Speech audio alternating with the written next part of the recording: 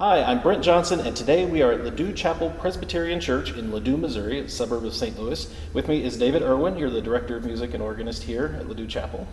We're here to talk about this Schoenstein organ. It's 2015 installation, so a fairly new instrument, 46 ranks, and it replaced a bigger instrument, correct? We had, tell me about the organ that was here before. So the organ that we had before was originally installed by Bosch, a German company. It was a tracker organ, and it was all against the front wall here, underneath the window and on the sides, crowded up very much. So the whole organ was all up The here. whole organ was there, tracker organ installed in 1969. So that would have been new and exciting in 1969 to have a big tracker organ. Right.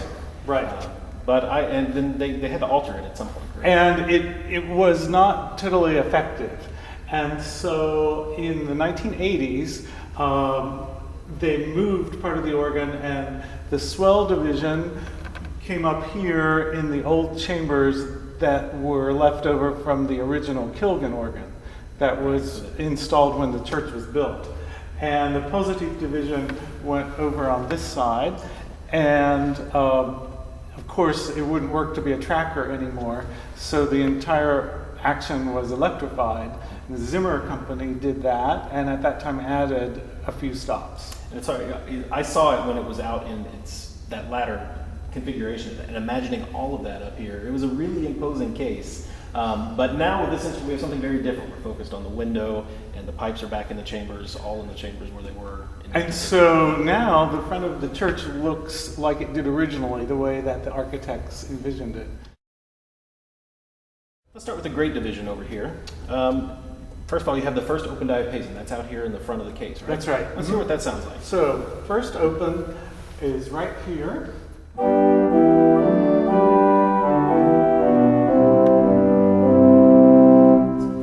And smooth sounding diapason there. Now you also have a second diapason, which is a little smaller.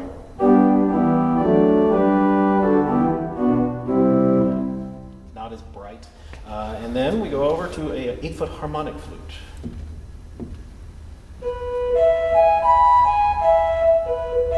And the 8-foot harmonic flute is one of the 3 stops that are not enclosed. And it's here in the front too. Everything here, just except for the diapason and the flute, and then the pedal. We'll talk about later. All of that's out in the open. Everything else is all in a box in the grate. And the grate and choir boxes are both up there, but they're separate. You have 2. Right, that's correct. All right, so very flexible. And then we also have an 8-foot solitional. Yeah, it's a wonderful stop.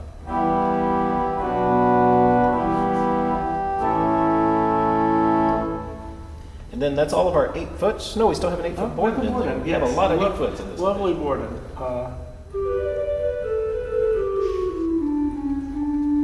nice to have both open and stop flutes in your grate. Then we go to a 4-foot principal.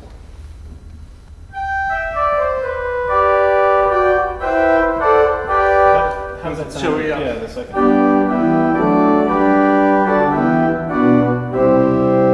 And then on top of that, you can add the 2-foot. The 12. Which we have the 12. Yeah, so we have a 12th that goes next. And then we have a 2-foot 15th on top of that. And all of that's just with the second diapason if you want a big, beefier And then, sound. and most of the time we need this for hymns in this congregation. Full sound. And then there's even... Then there's a mixture that can go on top of that.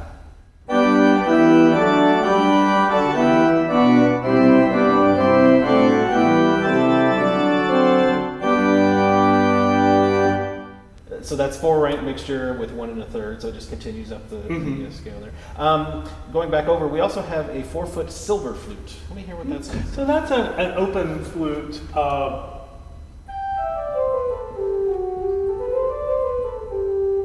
Is that metal? Yes, that's metal. And then, play it with the Do you want to Borden. hear with the Borden?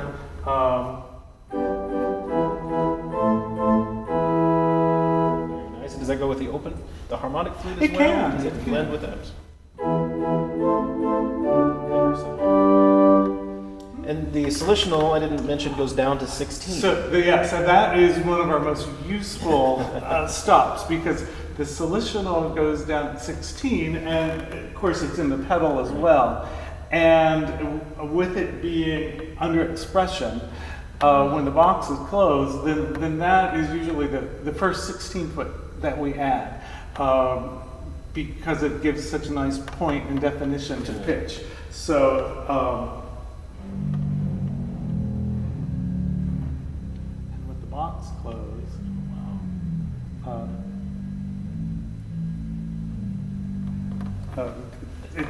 we use it all the time. Very nice, Well, it's so nice to be able to close down that whole division. I mean, even the principal chorus, you can make it a very soft, sparkling chorus if you need to. And that was our whole goal, was to be able to take advantage of all the expressive capabilities of the organ.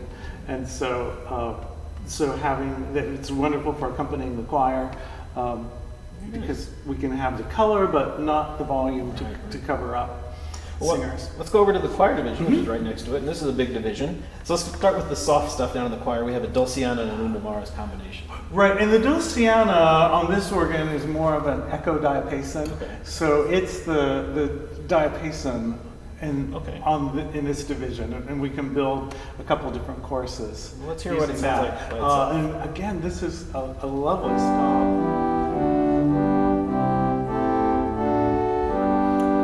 That's bigger than what I expected. Yeah, it's sort of like the English idea of a dulciana, that's an echo diapason. And that's great for giving pitches, or if I need to subtly accompany the choir, help them out, that can just give a little nudge without being really colorful to stand out. And it does work with the luna maris. So let's hear those two together. So for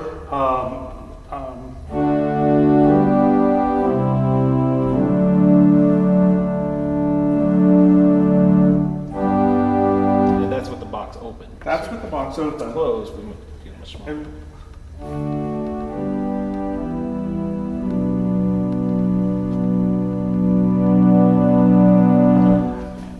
And so that if we think of that tending towards the string family, then that's the broadest of the pairs of celeste. So you also have then a We have a concert flute, which is non-harmonic. It's like a big melodia, and it is so colorful, horn-like.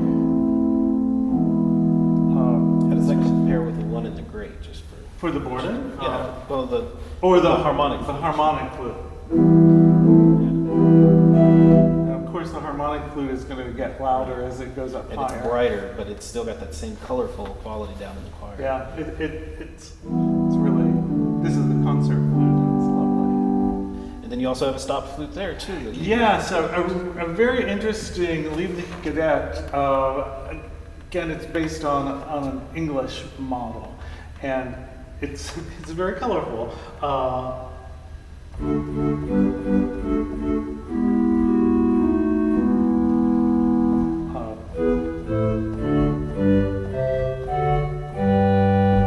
And that's a metal Lieblich.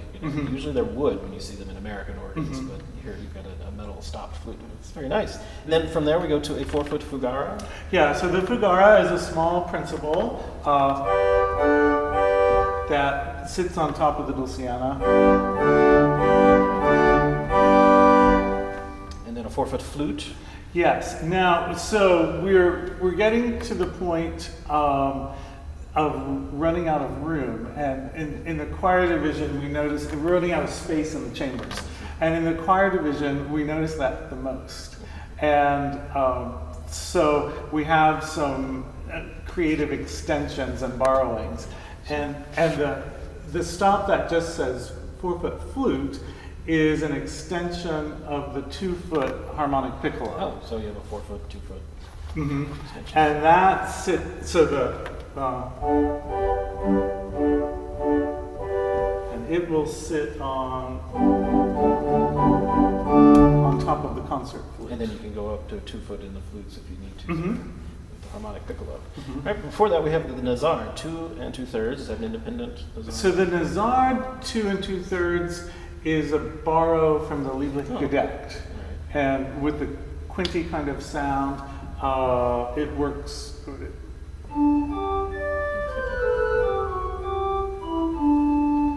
see. Works nicely. And going on up, then we have. And then it's curious. There's another 2 2/3. Yes, this is where that's what caught my attention. There's a 12th and a Nazar. So, one flute, the right, exactly. So we have the wider scale Nazar coming out of the Gedeckt, and then the 12th is more narrow scale and more principally, and that comes out of it's an extension of the 19th, the 1 1/3. I assume then with the Dulciana and the Fugara, you get. Yeah, so we can do all kinds of, so we can have 8 and 4 with the Dulciana and the Fugara. We can add 2 foot to that. We can add the 12th 2 2/3. And we could add the 19th to that. Let's put the 1 1/3 on top of that. For a small chorus. So that's quite a chorus. Is there out of just 4 ranks of pipes? It's going to be a lot of brilliance, but it doesn't need to be loud. It's just your choir. For Principal chorus, as it were. Yeah. An alternate. So then we also have a tiercing. And then the tierce needs to be independent for things to tune. So we can, again, we have some choices in the way we build up the cornet with the 5 different pitches. But we could do 8, 4, 2 2/3.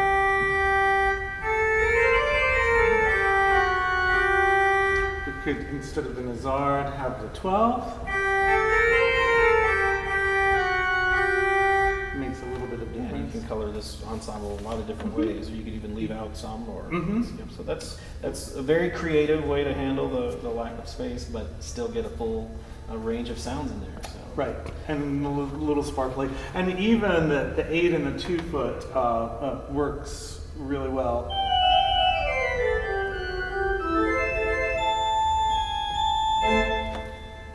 Very nice. What does the 8 foot Lieblich Gedeckt and the 2 foot piccolo sound like? It will work. Then we have 2 reeds in here. We'll start. This is the English horn. So we're thrilled to have an English horn. And obviously use it with the tram a lot.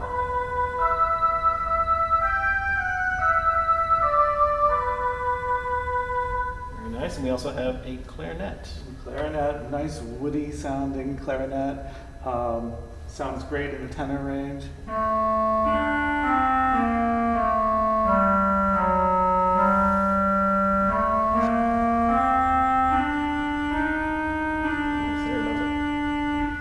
And then, of course, we don't want to forget about the tuba in the choir division. Tell us about this tuba. So the tuba plays at 8 foot in the choir, and it also is available to play in the grate, but it lives in the choir. Nice round tuba.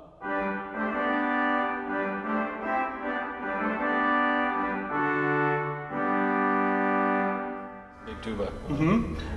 And it is also available at 16 foot, both in the choir division, and it becomes the large 16 foot reed in the pedal. Okay. So we can do.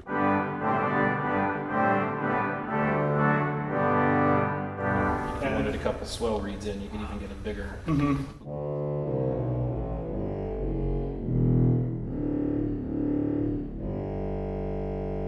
Nice lot of fundamental in the bottom of that. So that makes a big foundation for the organ.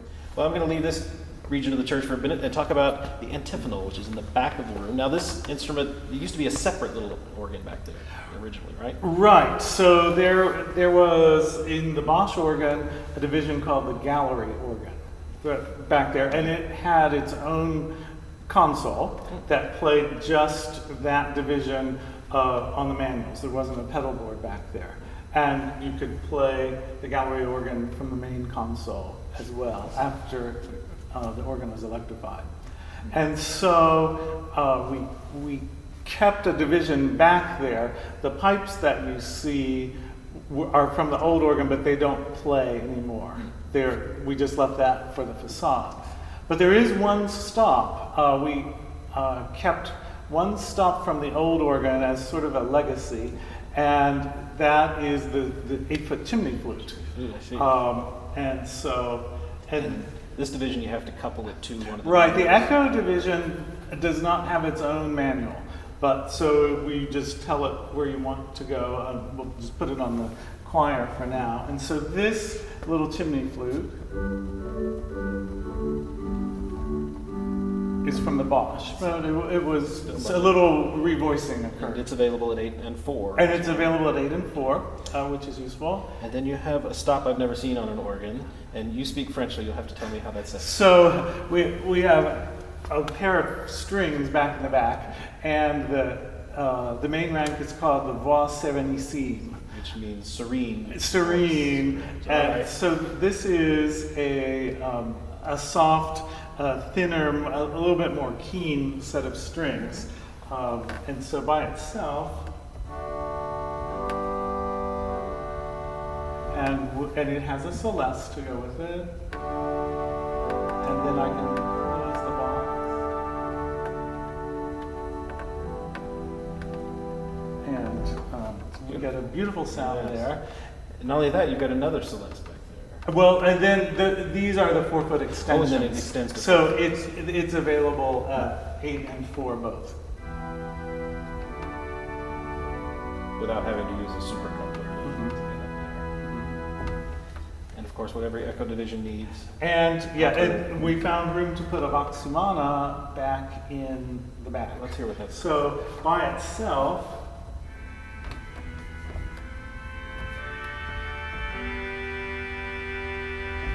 and we can add the flute to it.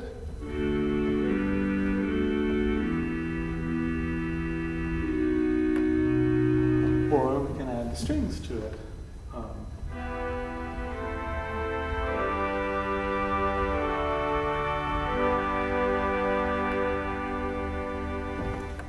Color out of just a few rings back there in that little box.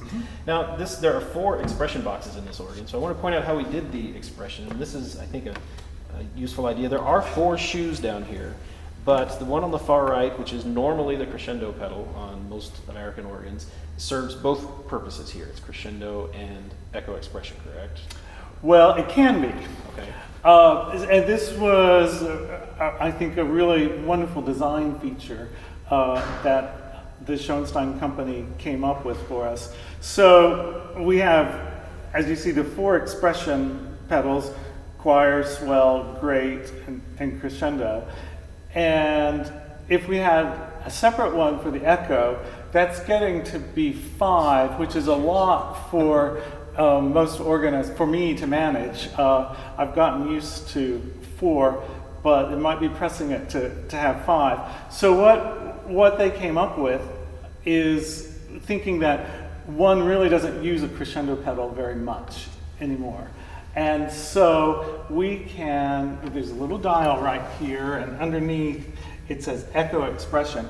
We can set the echo expression to work on any of those 4 pedals. And when it's not on the crescendo, then that's a crescendo pedal. Right, and so normally I just keep it on the right. Sometimes I'm playing with the swell. I might have these swell Erzählers and want to use the echo strings and move the expression at the same time.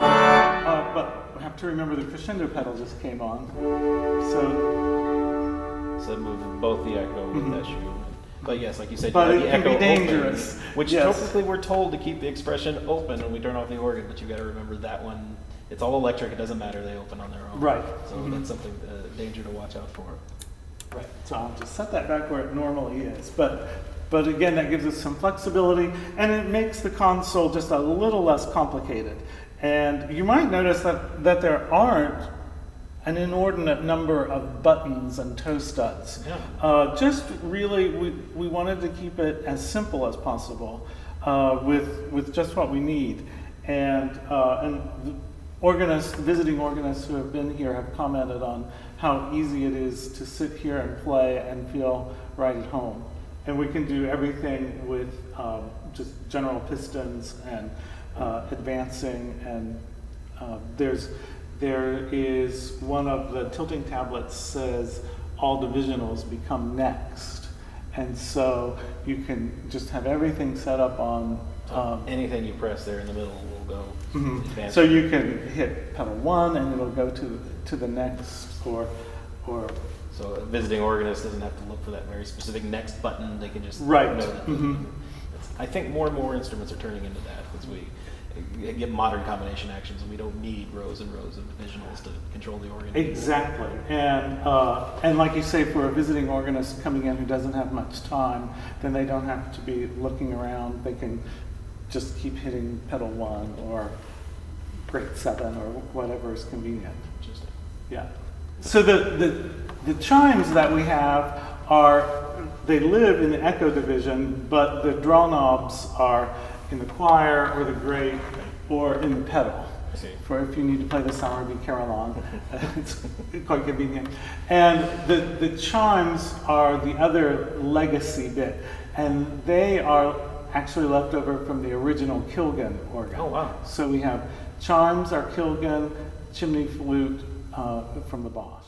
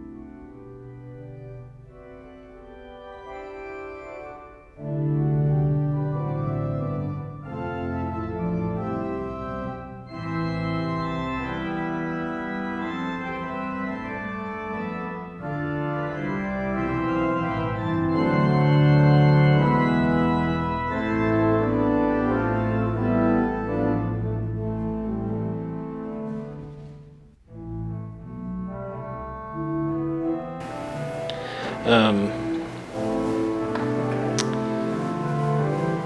I know what I can tell. I'm visiting a college for a few days. Ah, there you go.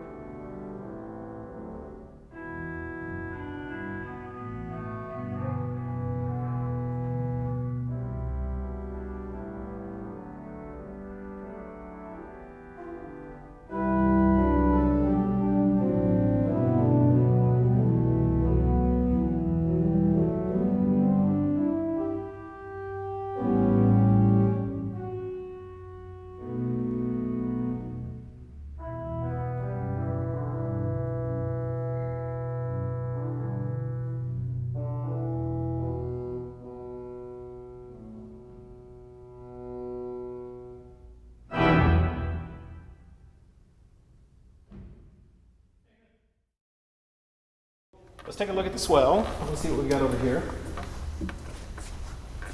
So we start off in the swell with a horn diapason.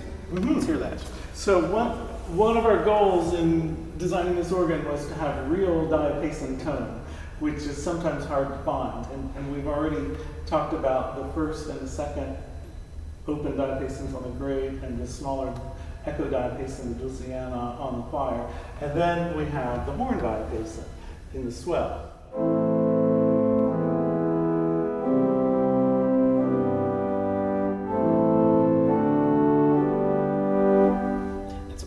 Diapason sound for swell. The swell is an amazing division here. So on top of that, you would put then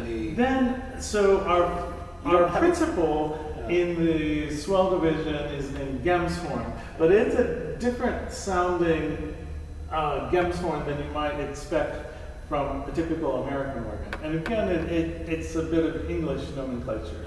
So it's very much principal. Edgier sound and more forceful. So then that would sit on top of the horn diapason. So I would almost call we call that a principal if upon hearing it. So that's what you would think when you heard it. And then we have a 2 foot 15th you can put on that, but that's an extension. Right. So the 2 foot 15th is an extension of the 4 foot Gemshorn. Okay. Again, for space reasons. When we were designing this organ, I kept thinking of things it needed, and one day I got an email from Jack Bethards who said, yes, you may have the 1 1/3, but now we have reached the absolute limit of anything that can be added. So it's always a trade-off when you're designing. It is, and we have a lot of 8 foot stops. Yes. It's definitely an 8 foot organ, which is beautiful. But those pipes take up a lot more room in the chambers. There's lower bass pipes, so that's another reason why we don't have room to do quite everything. See, well, how does that work? So this works really without the.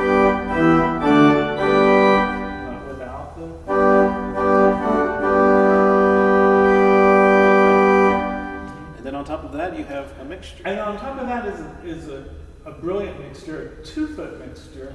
So since it's a 2 foot mixture, we don't need to use the 2 foot. So then all the pitches are independent now. It's a big full ensemble there. Yeah, just almost 3 stops essentially. Exactly. Okay. Let's go back down and look at some of the other 8 foots because you've got more in the swell. We sure do. What do we have down there next to the horn? So next to the horn, we have the 8 foot traverse flute, which is a harmonic flute. And so that's the 8 foot harmonic flute. It's a big flute. As compared to the.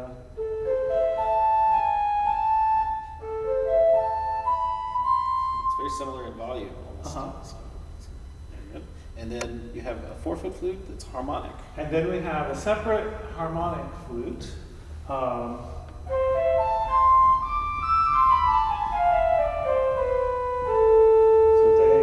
they blend together.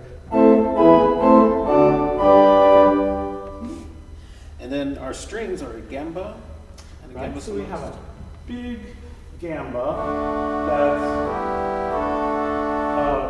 is a real string type. Nice. And a celeste to go with that. And the celeste, I'm happy, goes all the way down to the bottom of it. So that, again, that takes up a little bit of room. It does, yes. But it's really, especially when you couple it to the pedal, it's really noticeable. You've got those lows. Yeah, we wanted to have at least one celeste that went all the way to the bottom. So then we have Erzähler, which is the softest stop on the organ. And it has a celeste.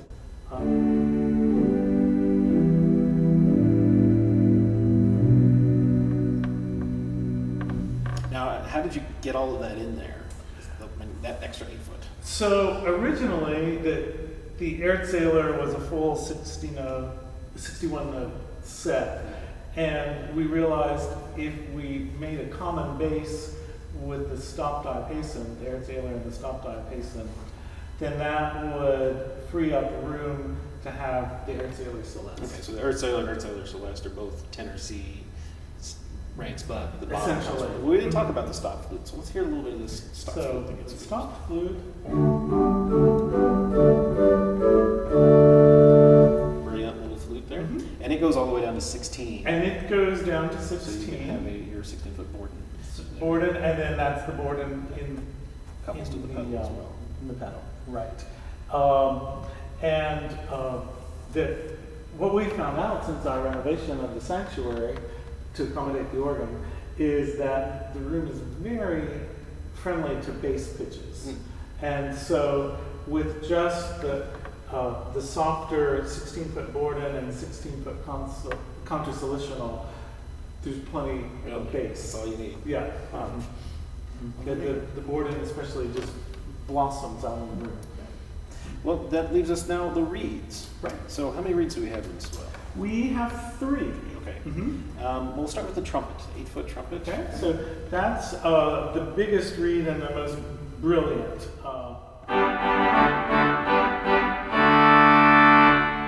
Nice big bright trumpet, and then we also have a 16 and 8-foot reed. That's the contraffugato and fugato. So, but it's a 16-foot stop that's been extended to 8, correct? Well, it depends on how you look at it. 8-foot stop that's extended to 16 and 32. Oh, it goes all the way down. So it goes all the way down to 32. And that's a full length 32. And it's a full length 32. Well, let's hear the 8-foot part first. So it's a wonderful, really useful stop too.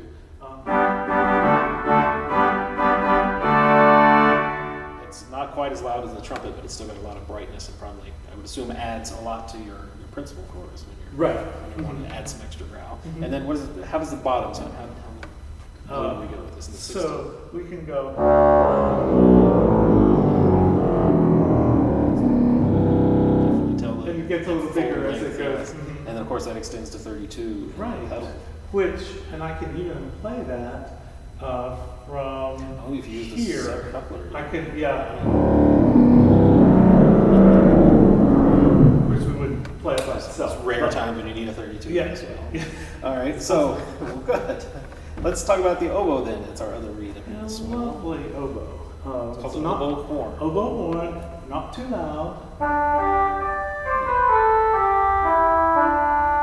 Almost has an English horn quality to it. It sort of- It's sort of not as does. bright and pinched as an orchestral oboe. It's more broad. Right. It's a capped oboe. Yeah. So if you And we have can add, we can have foundations. This is just the swell.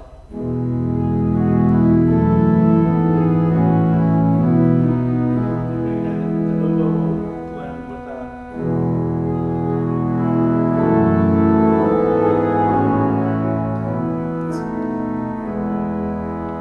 that's more what I expect a French oboe to sound like in the chorus of a French foundation. So it Quite helps as- you with expression that doesn't. It's not the stick out. bright, loud solo stop that so many American oboes are. Right. But you can use it that way Mhm. because you've got so many great soft things to Oh accompany yeah, it you with. can accompany. You can. And you can close do the down. Borden, right on this end.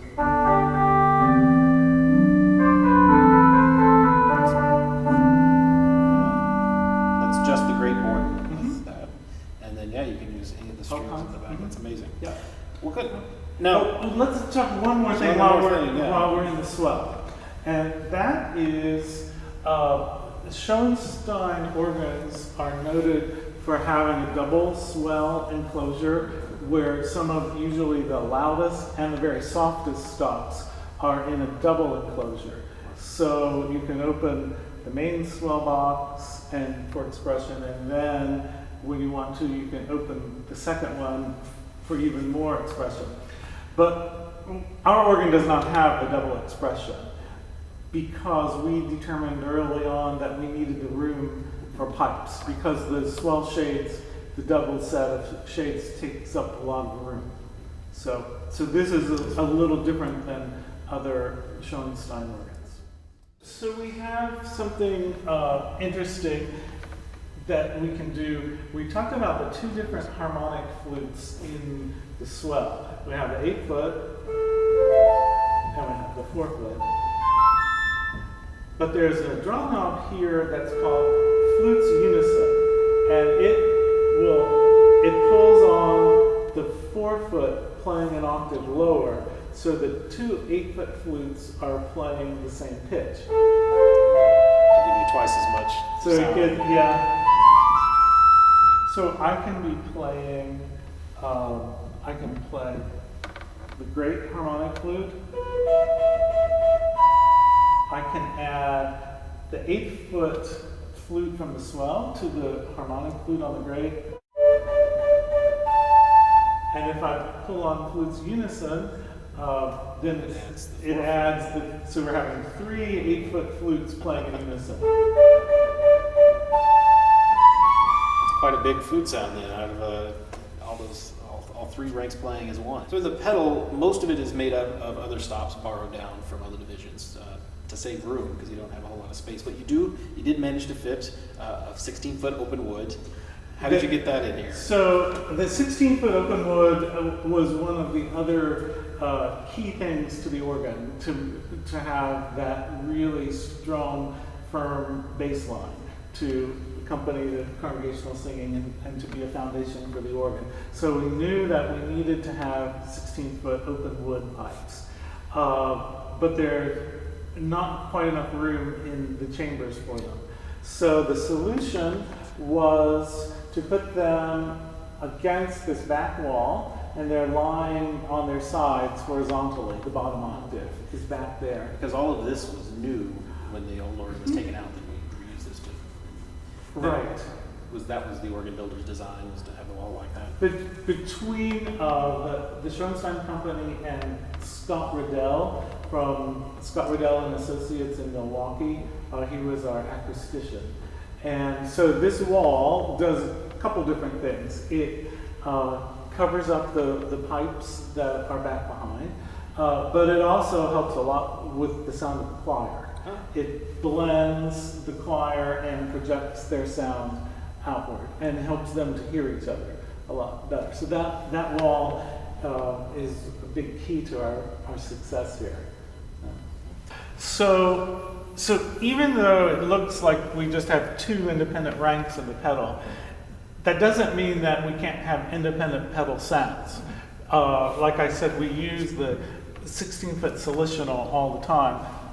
Not so much on the great as a 16 solitional. So when we're playing it in the pedal, it functions as an independent because we're not using it you borrowed in the great. anywhere else. Right. And we have all kinds of different borrowings for 8-foot sounds that I can choose that aren't being played on the manuals at the same time.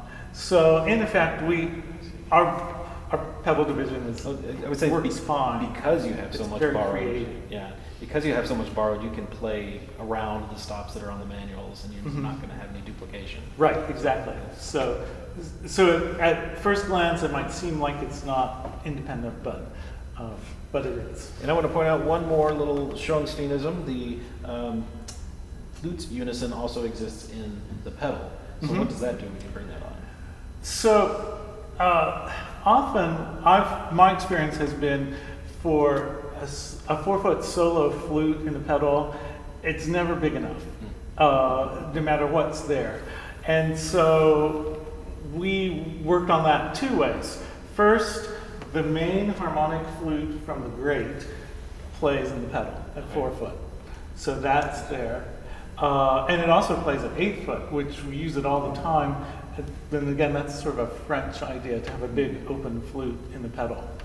But then the flutes unison has all of the open flutes on the organ playing together. So that would be the 2 flutes on the swell, and the silver flute on the great, and the concert flute in the choir, all playing at once, and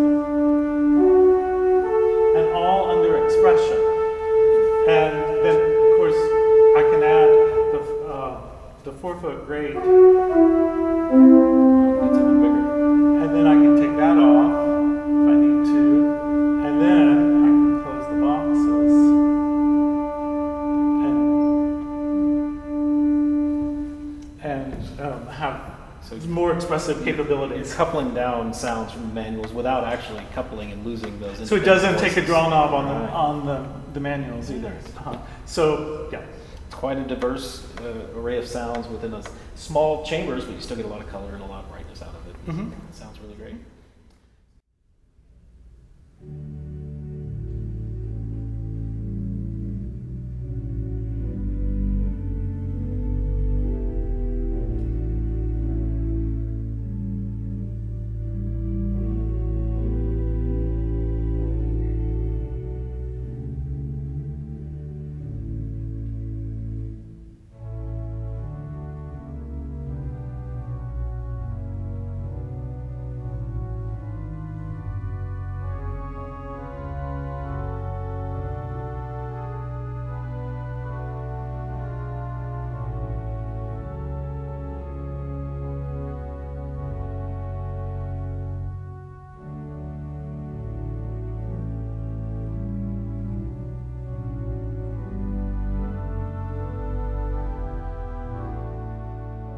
Seeing here. So we have the humidifier that is turned on now to be used during the winter season, the heating season.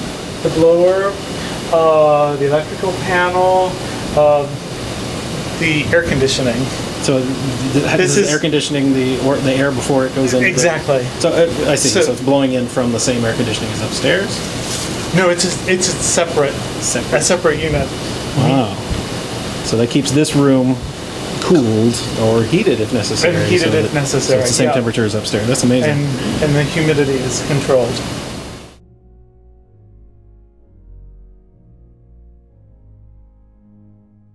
So we start our tour of the instrument back here in the gallery with the echo division.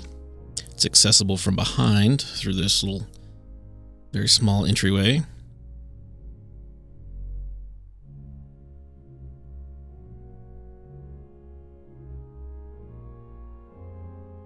In here we have 4 ranks. We have a string and a celeste, and the roar flute from the original Bosch organ, as well as the 1951 Kilken chimes, and the Vox Humana is located in that box there in the back. The walkboard lifts up so you can access the underneath area from the top, or you can come in from that doorway we saw. And the Vox Humana lifts up, the box opens up, the front is hinged, so it goes back and you can access those pipes. It's a very clever design. The 8-foot pipes have been Haskelled, have a little can installed in them there to make them fit underneath this very tight ceiling we have in here.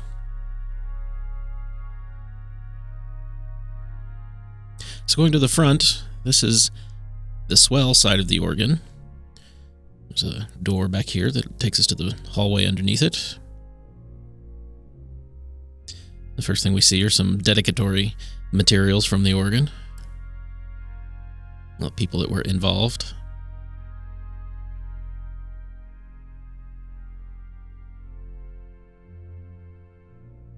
And we just have a ladder here that goes up into the chambers. Normally the trapdoor is closed, but we've already opened it. And we go up the ladder and we find ourselves right at the swell chest. You can see the oboe on the left and the fagot on the right, and that extends all the way down to the 16-foot and then the 32s, which are mitered to fit over here in the just over your left shoulder. One neat design element is they have set screws on the tuning rods to keep them in tune. A little wide-angle view there, looking up the 32s. And we just go up a little ladder and we're on the chest, looking down at the swell pipes.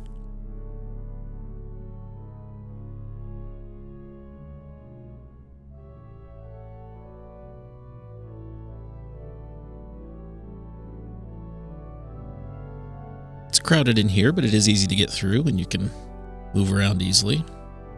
There are pipes everywhere. We have some perpendicular to the main chest back here, and then someone has put a little chair here, which I assume makes it easier to tune this mixture. It's along the back chest. And then the 16-foot bourdons have been installed upside down so that they speak into the chamber and out through the shades.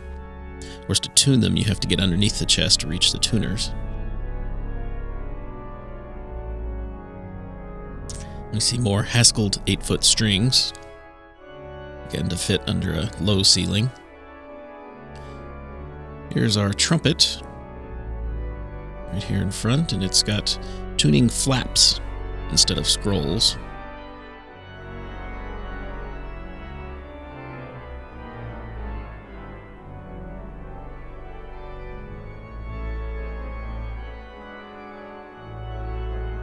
So we can access the facade pipes through these doors. Gives us access to the tuning slides there in the back of the pipes, and then you can go out and reach the treble pipes of the first diapason.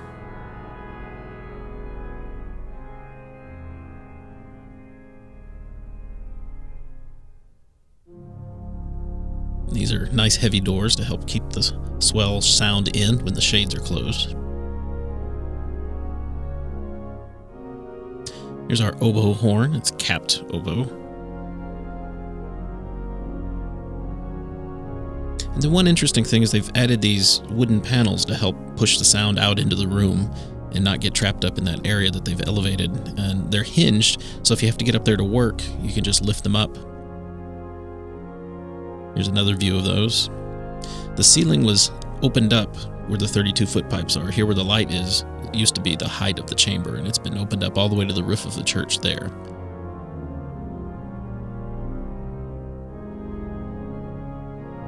And we can make our way back out, down through the trapdoor. Just one more look at the 32-foot pipes and how mitered they are to fit under this roof.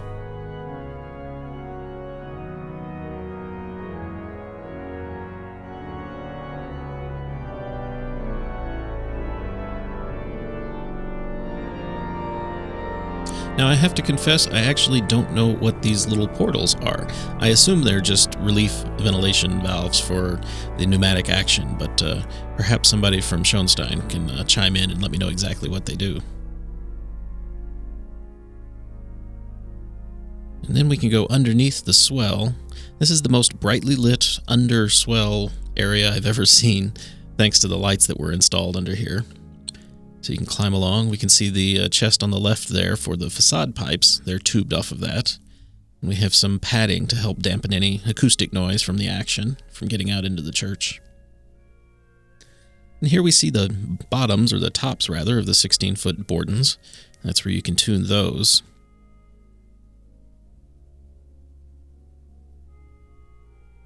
I don't know what sort of magic is holding the stoppers in place. I can't tell if it's anything besides just the leather, but they seem to be staying put pretty well. So we go back downstairs, and then right there is a door that opens up to where the pedal open is. This is behind the wall that's at the front of the church. You see the relays there. And then here is our 16-foot open, all laid horizontally. It's a tight fit, but it allows you to go all the way back there. These are the lowest pipes, and then the upper ends of the 16 are down here. In addition, we have two metal pipes that are Haskelled to fit below the wall. Those are installed back here.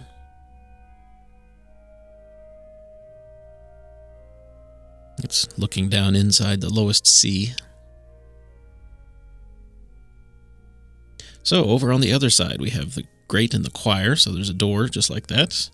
Just like the other side, except back here we have lots of lighting and sound equipment, but there's our ladder up to the trapdoor.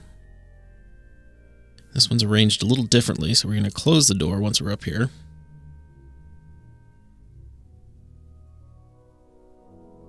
In fact, there's a sign reminding us we need to do that. They take things very seriously. And then we have a sliding door that opens up into the grate.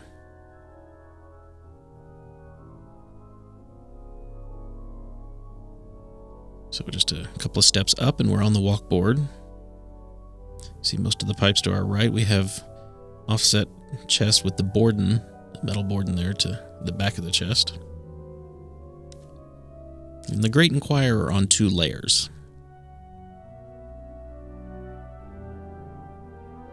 Starting here on the lower level, we see a mixture, and then the 15th is the solutional 4-foot principal, and then a second diapason at the front.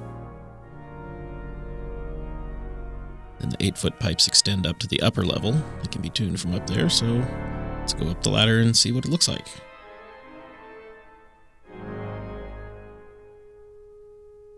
Watch your head.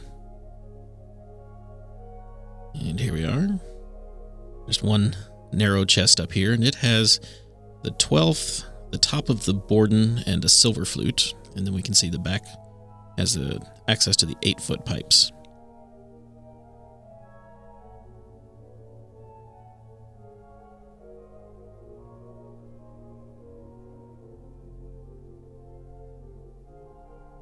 A few more Haskell 8-foots in here to fit under the ceiling.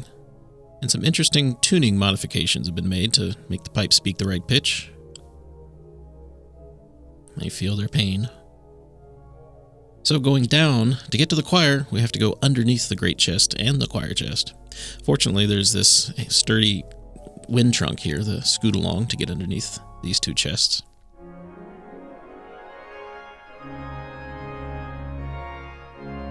We've made it across. Now we just have to go up this ladder. The walkboard flips up. We'll clamp that in place. And we're in the choir.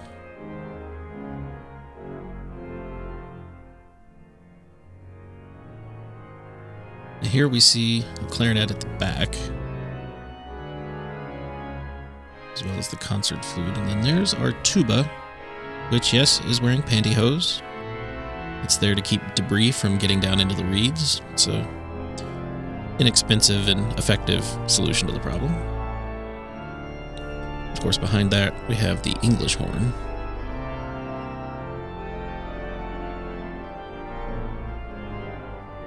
We can see through the shades that the great harmonic flute is out there, and there's a set of doors you can go through to reach those facade pipes and to get to the flute. In the back, we've got the clarinet, harmonic piccolo, the concert flute, and then that thing in the back is the dulciana. And yes, it's a very big scale dulciana. Looks much like a diapason. The bottom of the flute is wood, just like a melodia. And we have an upstairs here as well, so we'll go on up, and magically we're there. We just have one narrow chest back here that has the Tierce, the 19th, the metal Lieblichgedeckt on it.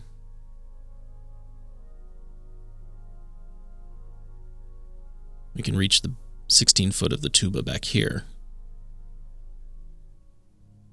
And ideally the top of the dulciana, if you had a long tuning stick.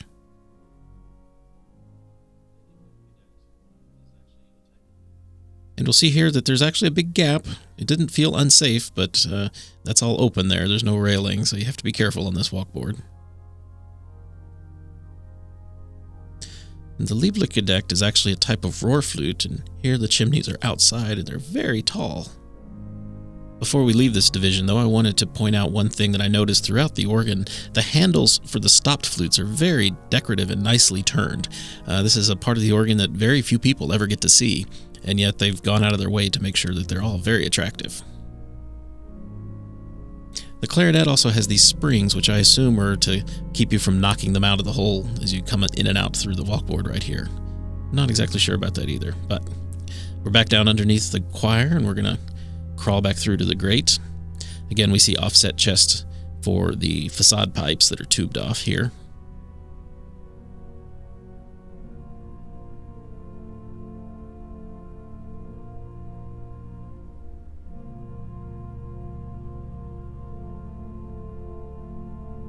And right outside the chamber door, we see the electronics and the relay and all of the wiring going to all of those magnets.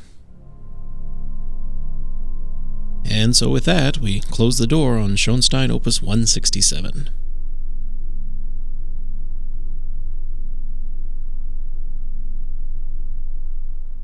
So one thing I forgot to ask you about is the Symbolstern in the choir. Well, and there's a story behind the Symbolstern. Our original intent had been to reuse the Symbolstern from the previous organ. And as it happened during the project, one of the members of our organ committee died, and as a memorial, her family and friends wanted to do something in relation to the organ, and we came up with the idea of getting a new Symbolstern in memory of Virginia. So every time we hear the Symbolstern, we think of Virginia Trent with much fondness. And it's a kind of Symbolstern I had never seen before. They're actually little bells with hammers that hit them. Oh, instead of rotating. Mm-hmm. And it's adjustable for how loud we want it to be and how quickly the hammers hit. And so it's sort of fun.